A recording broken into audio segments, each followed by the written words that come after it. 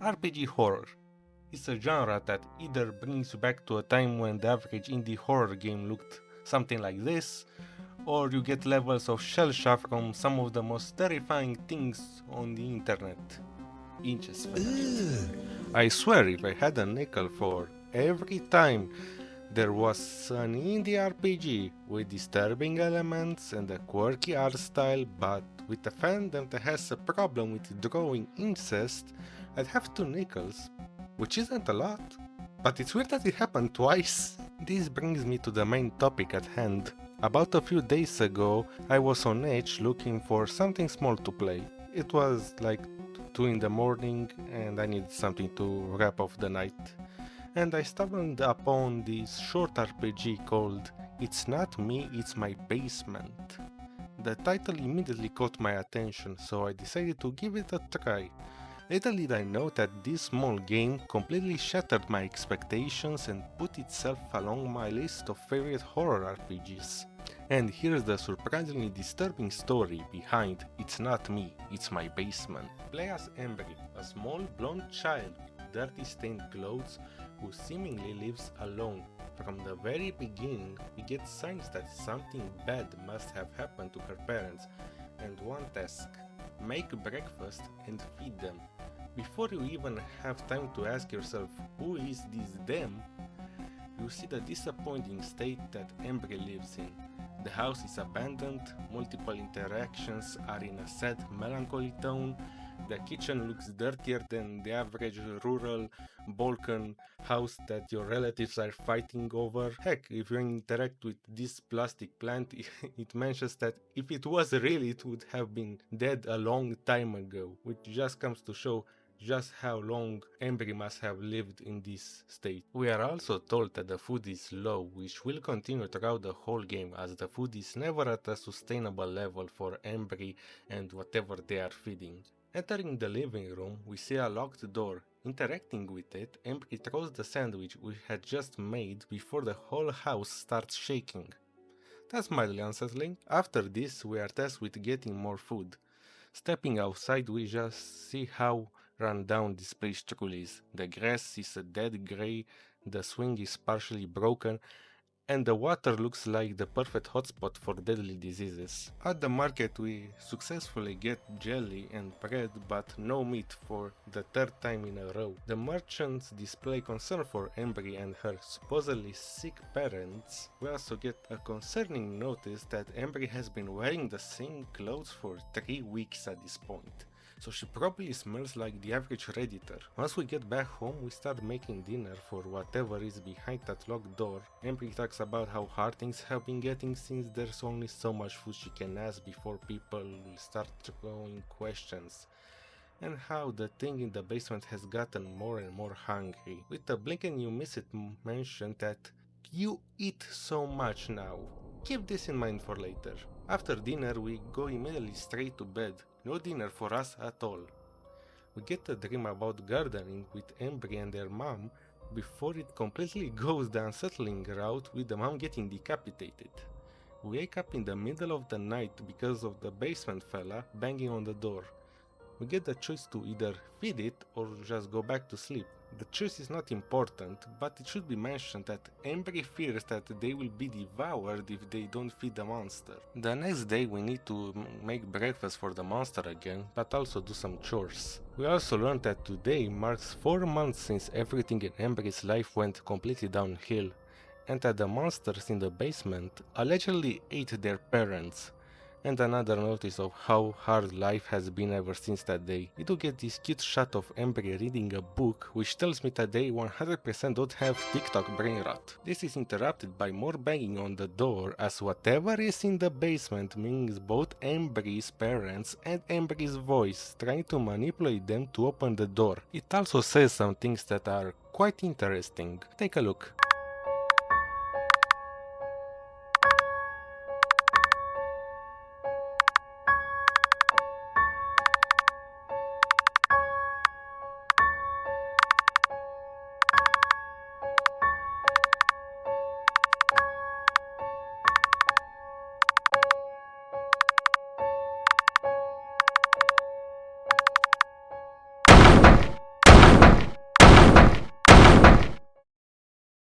After taking some fresh air to calm ourselves, we make dinner and go to sleep.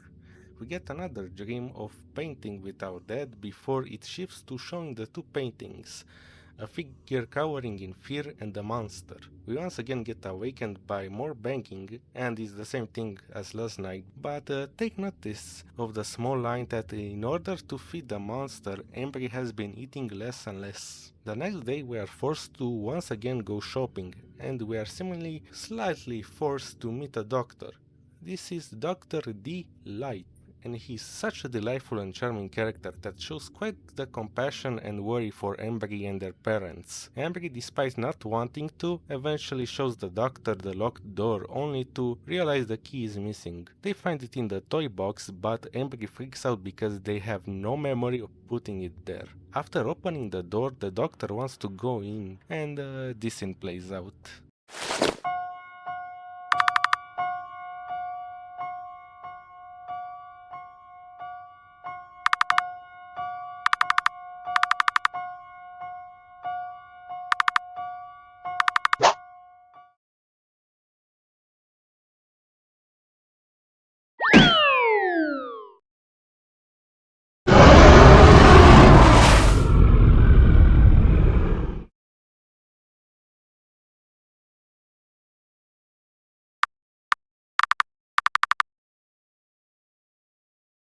Yeah, Embry pushes the doctor and closes the door, leaving the kind soul to the monsters, which ends as well as you can expect. Rest in peace, Dr. D. Light, the world was not ready for you. Trying to interact with a bloodstained door gives us this totally not worrying message, and we have no choice but to go sleep. We wake up in the middle of the night only to find that the door is wide open. We are left with two choices, go inside or go back to bed. This is your final warning as this choice leads into two different sequences that lead to the ending. I could talk about them, but I feel like it would be best if you see them as they are.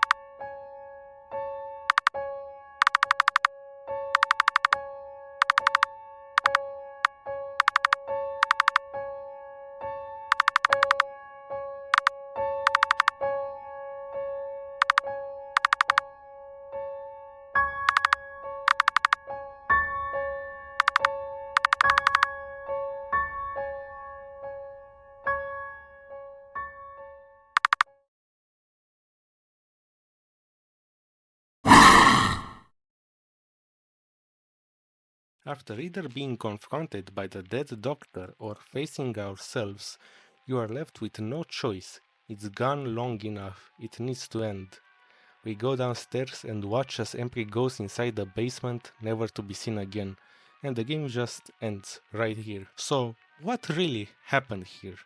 I've seen theories from there actually being a mimic monster that is good at manipulation, to Embry actually being a devil child that purposely killed their parents and pretends they didn't because they are evil or something like that. So, what do I think?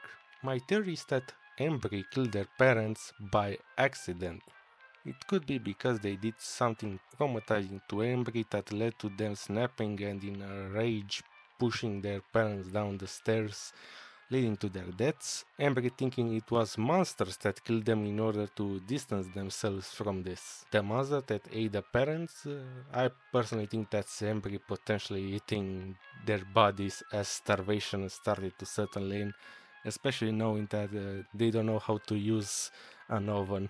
And when there was nothing left to eat, they imagined themselves as needing to feed the monsters to not die, when in reality Embry was the one eating, keeping up a lie. It's clear from various lines that Embry hates themselves for this, the death of the doctor being the final straw for this facade, only being more than clarified that this is their fault during the two final sequences. There's this moment in the game where Embry wonders if they should let the monster starve, and I generally think this is how the game ends. In order to quote unquote stop the hungry monster, they choose to lock themselves in the basement and starve. But hey, that's just my silly interpretation. By all means, feel free to let me know how you see the story playing out. I personally did not expect this small game to be this disturbing and to make me scratch my head this much.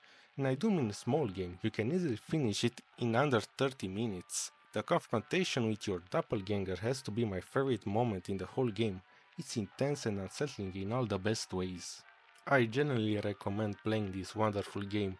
It's free on itch and I will leave a link to it in the description, so please check it out. I was your friendly robot that totally doesn't have bodies in the basement. You'll never see bodies in my basement. And I'll see ya next time.